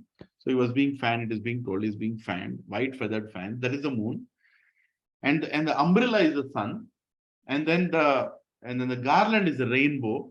Right? The garland that he's wearing is beautiful, all colored rainbow. And finally, the flowers are the stars. Right? The flowers that will be sprinkled on him from all the balconies, from the terraces, from the people on the street, they're compared to stars. So there were stars, flowers, there was rainbow, garland, there was moon-like chamar, and there was an umbrella which was protecting from sun, which represented sun. Right? So all this together, so the Acharya is explaining something which never happens in the material world, happens in Dwarka, because Dwarka is not material world. Right? So verse number 28. After entering the house of his father, he was embraced by the mothers present, and the Lord offered his obeisances unto them by placing his head and feet. Head at their feet. The mothers were headed by Devaki, his real mother. So as I told, Vasudeva was not just married to one woman. He was married to all sisters of Devaki, but Devaki was prominent among them. But when Krishna came back to his house, he did not bow just to Devaki. That's the greatness of the Supreme Lord. He even bowed to his stepmothers, right? So in the purport, Prabhupada explains how our culture was that even stepmothers were so nicely respected in the house. It's not like a big court case, saying, oh, you're married to many. No. But the mood of marriage, the purpose of marriage was all different in those days. Why they all were married to Vasudeva was a pure devotee, right? So it's being explained that how nicely Lord is reciprocating with them, and he's also keeping his head bowed down in front of his parents. Even God bows down in front of parents. Today's children, what to speak of bowing down, they're not even trained to say namaste. So unfortunate, but that was our culture. That was our culture at that time. So verse number, in the interest of time, is going a little fast. There are a few more verses, but I think we'll be done. So verse number 29. The mothers, after embracing their son, sat on their laps, sat him on his laps. Due to pure affection, milk sprang from their breasts, and they were overwhelmed with delight, and the tears of their eyes wetted the Lord. This is very inconceivable for today's mothers versus those mothers. I know motherly affection is same, but unfortunately today in Kali Yuga, mother affection also is kind of polluted. Some extent, some attachment, some feelings are always there, but it is filled with expectations, too many expectations, right? So in those days, the Supreme Lord, when he went and sat literally on their laps or hugged them, their breasts were filled with milk. And I've seen that happening in Goshala, that, especially when the newborn or small calves are there, cows are so desperate to give them milk, the milk starts coming out, even without uddering them, even without pulling the udders down, still the milk comes out. And so was the case with, wives of Vasudeva or mothers of Krishna. And Yashoda Mai, even after many years of Krishna being a big man, still he was so affectionate, she could feel that love in her body, right? So it's again very inconceivable for today's people, but that was the kind of love that was there at that time. So 30th verse, thereafter the Lord entered his palaces, which were perfect in full extent. His wives lived in them, and they numbered over 16,000. So there were 16,108 palaces made of marble stones, made of so many rubies, jewels. Like, it's not like यहाँ पे tile डाल देंगे. There was no concept of tile. Everything was so opulent. And it's explained, any palace of Lord Krishna was more opulent than any palace of Indra, right? So we'll go to the verse number 31. There are little more things to discuss in verse number 31. Yeah. The queens of Lord Krishna rejoiced within their minds to see their husband home after a long period abroad. The queens got up at once from their seats and meditations. As was socially customary, they covered their faces shyly and looked about coyly, right? So explained 16,108 wives, right? And there were, this was like unbelievable, Vaibhava potency. This is the Vaibhava potency. Vaibhava potency is so beautiful and so much he can take care of everybody. 16,100. Can anybody think of that? 16,100. It's impossible. Even if someone else to try, he cannot exist. You can't make any Mataji happy unless you give her Krishna, right? So that's the secret. Wives were, they were like waiting, and Krishna gave them everything, right? So here it's being mentioned there is a, Yajna Valka's religious injunctions. It is mentioned that the wife's beauty is only for the husband. Actually, after the husband leaves, the wife stopped decorating themselves. They never wear makeup because the main decoration is gone. The husband is gone. I mean, again, as I said, this was a thick, beautiful culture of our family culture, which is gone now. It's very difficult to relate. Now it's very exploitative, both the sides. Husband exploiting wife, wife exploiting husband, both the sides. It's different now, but you can understand in those days, in Dwarka, they had that culture, right? And verse number 32. Yeah. So the insuperable ecstasy was so strong that the queens who were shy first embraced the Lord in the innermost recesses of their hearts. Then they embraced him visually, and then they sent their sons to embrace him, which is equal to personal embracing. But O chief of among the Burgos, though they tried to restrain their feelings, they inadvertently shed tears. It was impossible for the associate Supreme Lord to not cry when they look at the Supreme Lord. And one of the beautiful thing is being mentioned here, the feeling of a son. The body of a son comes from his mother. So when the mother sends the son to hug his father, it's equal to her hugging him. It's not like she should not hug. Actually, Rupa Goswami or Jiva Goswami, I'm not remembering, but one of them told that a wife hugging a husband or having such kind of physical, intimacy is nothing wrong. It is allowed as per the Vedas, and this was clearly seen, in this pastime also, whereby they are so happy to embrace the Supreme Lord, right? So, in fact, Vishwanath Chakravarti Thakur says that all the shyness also was ready to be given up when by the wife due to Lord's attraction, right? See, women are supposed to be shy, which is what this verse is being told, that they were actually shy, restraining themselves. They want to, but they are not running towards Krishna. But Vishwanath Chakravarti Thakur is saying that even in that culture, the women were desperate to go and hug Krishna, leaving aside their customs and whatever they wanted to really go and hug. That was their love for them. There was nothing that is actually a sacrifice, not easy to be done in those days, but wives were carrying that mood. So there are 6 more verses. I'll try to quickly read them. Although, verse number 33, yeah.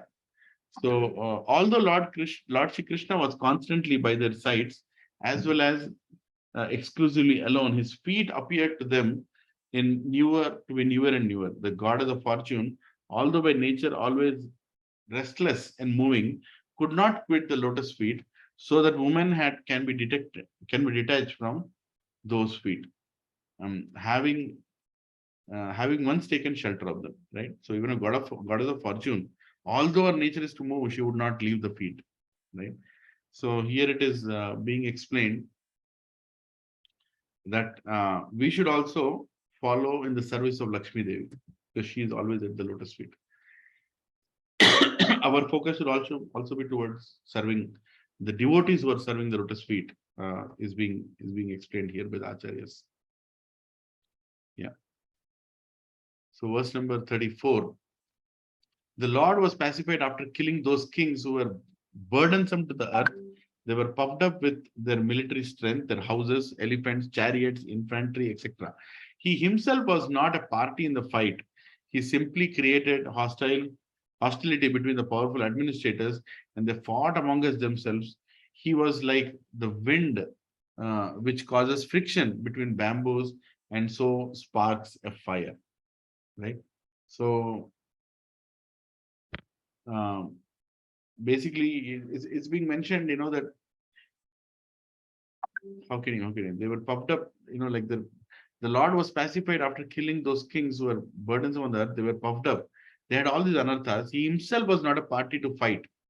He simply created a hostility between them. So when Lord wants to punish, he creates a situation that we punish each other. It's all right. In satsang also, I always keep repeating this, that don't take things for granted, because one single Vaishnava aparadh we perform and everything goes haywire. And I've seen personally so many lives of devotees, who have suffered so much, because of their wrong intentions on the devotees, right? The moment Krishna sees that we are wrongly intending on his devotees, he's going to snatch all that attraction away. So verse number 35, that Supreme Lord, Supreme Personality of Godhead, Shri Krishna, out of his causeless mercy, appeared on this planet by his internal potency and enjoyed himself among his competent women as if he were engaging in mundane affairs. I mean, it's very difficult to understand how Krishna has to deal with his wives and us comparing to that kind of dealing. It cannot be. It's impossible to, it is impossible to behave like Krishna. It is impossible to serve like his wives. Don't expect your wives to serve like his wife. It's not possible. Don't expect your husbands to behave like Krishna.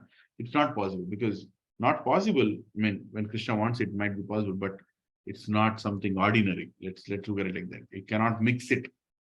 Yeah. So so each wife has done unbelievable praise. So to become the wife of Krishna in this pastime, it's not like some random people are selected and they are made wives. No, they were all the sages in the forest when they wanted to associate with Lord Ram. They had that attraction. Lord Ram said, in this life, no, next life can come as gopis. They're eternal associates, right? And they were so happy serving Krishna. Verse number 36.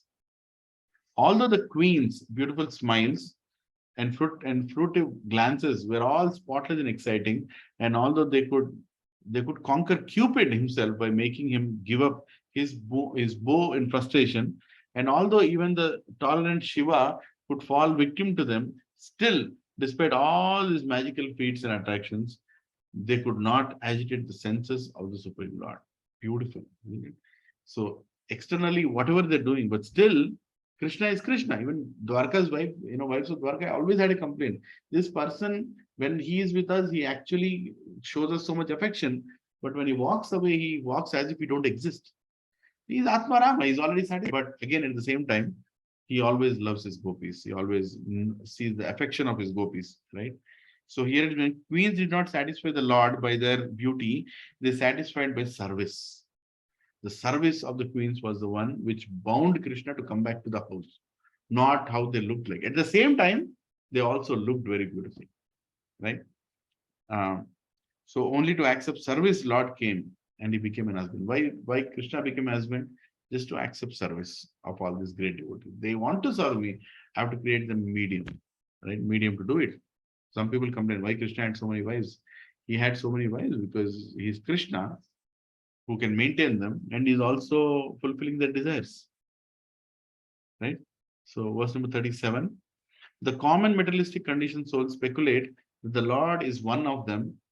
Out of their ignorance, they think that the Lord is affectionate, is affected by matter, although he is unattached, right? So as I said, people kind of, hear the word adbudha. Adbudha is mentioned, foolish in ignorance, right? So Lord might appear like a husband only to bewilder the impersonalists, right? And atheists, to keep them away in illusion, because he appears and does such small activities. Yeah, he jumping, he playing, he eating, he going out with friends. Everything is so attractive that he attracts to that, but the same attraction that attracts devotees even retracts the atheists, because they can't accept. How can God do this? How can God do that? Well, he can do. That is the reason he's doing it, and devotees are appreciating it. But the atheistic people also are let gone. Krishna does things so inconceivable that people say, it's not possible. This is all fake stories. It's not even history. It's mythology. And Krishna likes to do that because he wants to send the atheists to a different world. He doesn't want atheists to come and spoil the mood of devotees in Goloka. So verse number 38. Yes, this is the divinity of the personality of Godhead. He is not affected by the qualities of the material nature, even though he is in contact with them. Similarly, the devotees who have taken shelter of the Lord do not become influenced by the material qualities. Yes. So 6 Goswamis, they came from such a great opulence, but they left it as if they left unnecessary things in life, right? They were kings. See, the Goswamis are actually kings. Raghunath Das Goswami was a Majundar, what is that? The great landlord son. And he did not get attracted to it anymore. They were so busy in serving Krishna. They did not want to accept service. I would like to say one thing here. Once it was the appearance day of Sanatan Goswami, and Rupa Goswami was in his meditation under a tree, and he was remembering the past times, so you can transcribe them. And suddenly a small girl comes, and she comes and gives kheer to Rupa Goswami, saying, "Can you give this? Can you have this kheer, and share it with your brother?" And Rupa Goswami is a very nice, sweet girl from the village, has come and given kheer. So he takes the kheer to Sanatan Goswami, and he gives the kheer to Sanatan Goswami, and Sanatan Goswami licks the kheer. It's appearance day. He says, "It's your birthday, appearance day. So please take this and as a small offering from me." And he says that a small girl came and gave it. Sanatan Goswami licks a little bit of the kheer. He doesn't want to eat. He's not attracted to his tongue. He just licks it a little. Immediately he feels, "Roop, who gave this? Who gave this to you? It is Radharani. Radharani made this. I can sense she's talking to me when I'm eating this." And just imagine how renounced they were, that Sanatan Goswami was scolding Rupa Goswami and himself, that now they are becoming a burden in the Braj, that they are making Radharani cook for them. Radharani gave it to Krishna, and she's bringing the prasad to Sanatan Goswami on his appearance day. And Sanatan Goswami, "I don't want this, And look at the beauty here, the beauty of attraction and renunciation, that he at one side is saying, "Why did she make this? We don't need it." And another side is licking it. Another side is licking it. And he takes a little, gives it to Rupa Goswami. "You also eat it. But we don't need this. We don't need this," and he's eating it. "We don't need this," and eating it. He finished the entire kheer. Sanatan Goswami finished the entire kheer, because how can you resist something that's made by Srimati Radharani? Right? That was the kind of relation that Sanatan Goswami and Rupa Goswami and all these great Goswamis had, that Swayam Bhagavan is coming to your birthday and bringing a birthday gift. Can you imagine? Swayam Krishna, Swayam Radharani is coming and serving them. Many such instances have happened, like Raghunath Das Goswami, sitting down and tiger coming, and Krishna driving away the tiger, and he's sitting in sun, and Radharani coming and keeping her pallu to give him shade. And both the Goswamis, Rupa and Sanatan, they scolded Raghunath Das Goswami, "What are you doing? You're giving service to the Supreme Lord. We are here to serve the Supreme Lord. You're taking service." So many transcendental pastimes, happened. And what is the mood, right? So God is not affected by how opulent Dwarka is. God is affected by how Dwarka is serving him. Service is the main thing. Okay? Let's go to the last verse here. I'm sorry, it's going a little more than I thought. 39th verse. The simple and delicate woman truly thought that Lord Sri Krishna, their beloved husband, followed them and was dominated by them. They were unaware of the extent of the glories of their husband, as the atheists are unaware of him as the supreme controller. Right? So Maya covers the materialists, Mahamaya covers the materialists, Yoga Maya covers the devotees, the wives of Krishna. They felt, I'm in control of my husband. And he used to behave like that also. Once Narad Muni went, there is a pastime in the Bhagavatam. It's going from palace to palace.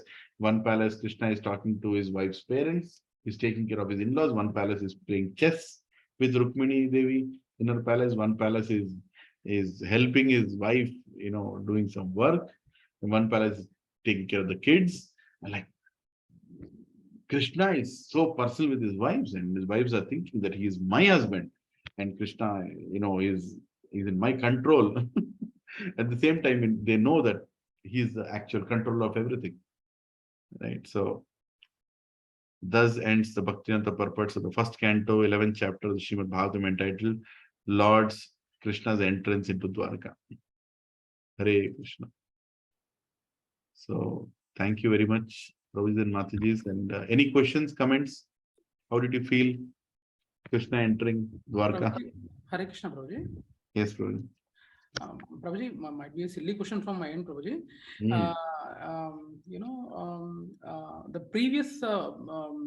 previously great sadhus and munis, they were gopis in Vrindavan, we say, right, Prabhu, when or gopis or wives of Krishna, then instead of desiring to be wives in this material world, when it would have been great to be in permanently in Goloka, right, Prabhu?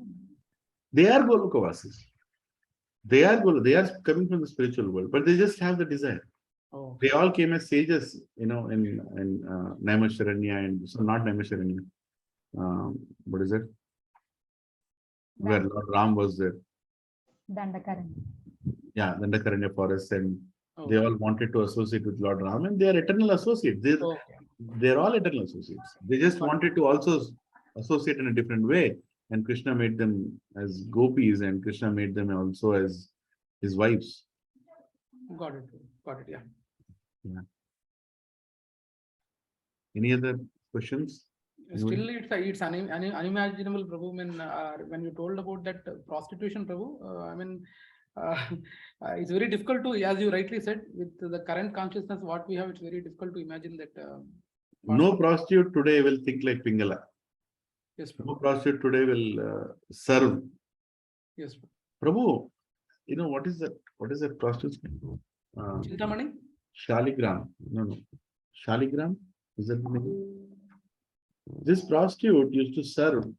This prostitute used to serve the customers in such a nice way. Now, this is inconceivable when I heard this. Actually, this discussion is very high. Just hear it and don't try to understand, just hear it. The prostitute was serving her customers in such a nice way, serving in the sense giving them, like she used to serve like a husband. How a wife serves the husband, the prostitute serves the person who is to come. And Lord Vishnu was so attracted to her that he came to be served by the prostitute. Can you imagine? and Lord Vishnu, the one who is worshipped in yajnas, the same Swayam Krishna, he came to be served by the prostitute, and he came like a person with leprosy, right? To make it more worse. And the prostitute did not do anything less. And he died. And he pretended that he died, and now she had to give up her body because she has to go with her husband, because that night she treated him like a husband, and because he died, she has to also leave her body. And Lord Vishnu was testing her devotion, testing her woe, right? And she actually got ready to die because the customer died. And then Lord Vishnu said, wait, don't need to die. And she appears as Shaligram. I think her name was Shaligram, and she's worshipped forever.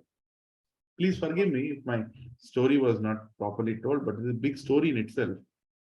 And you should understand that prostitution is different the way it is looked at it today. At that time, it was different. I don't think I'm qualified to discuss this. I myself am not in the right consciousness. Anybody else can throw light if you can, if you're willing to. Thank you. Yeah. So, okay, so it's a working day, I know. Ekadashi is still not a national holiday. One day we'll become devotees and we'll declare it as, national holiday, 26 national holidays in a year. In Ekadashi. So thank you very much for a wonderful audience and tolerating me. I don't know if I've done any justice to this chapter. The chapter itself is so glorified and beautiful. So much endless that can be discussed on each verse and purport. So I request everyone to please read the purports also when you get time.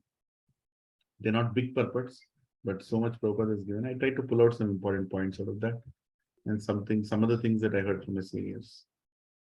Panchakalpatarupyasya kripa sindhubhya evacha patanam pavanebhyo vaishnavebhyo namo Ananta Koti Vaishnava Vrinda ki jai. Prabhupada ki jai. Dwaraka Vasis ki jai. Kartik Mahamotsav ki jai. Kartik Masa Ekadashi ki jai. Rama Ekadashi ki jai. Nitai Gaura Hari Premanande Hari Hari. Hare Krishna. Thank you. Hare Krishna. Hare Krishna. Thank you, Prabhuji. Hare Krishna. Dandavat pranam. Dandavat.